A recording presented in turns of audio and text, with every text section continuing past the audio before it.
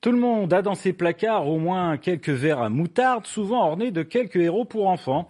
Les moutardiers que nous vous proposons ce soir n'ont rien à voir avec ceux-là. Très en vogue au 19e siècle, ce sont de véritables œuvres qui s'exposent en ce moment au musée de la faïence de Sarreguemines, découverte avec Christophe Gaumont et Sébastien Roch. Vous allez voir.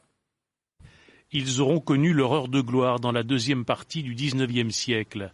À cette époque, les moutardiers faisaient partie intégrante des services de table de 12 personnes. Mieux, il y en avait même 2 dans les grands ensembles. Mais vers 1890, avec la réduction drastique du nombre de pièces dans les services, ils vont commencer à devenir seulement optionnels. Quant aux formes, elles seront souvent en harmonie avec celles des soupières, légumiers et autres sucriers de table. Ces moutardiers sont intéressants parce qu'ils sont révélateurs des usages de la table et de la consommation des aliments.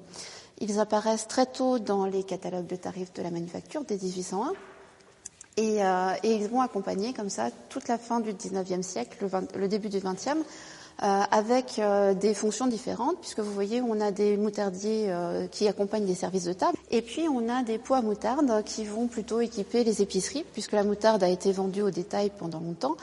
Parmi les 120 moutardiers présentés, tous issus d'une collection privée, des spécimens rares de la deuxième partie du 19e siècle, des pièces issues des manufactures de Sarreguemines et de Digoin. Quand on le voit comme ça, effectivement, il est étrange.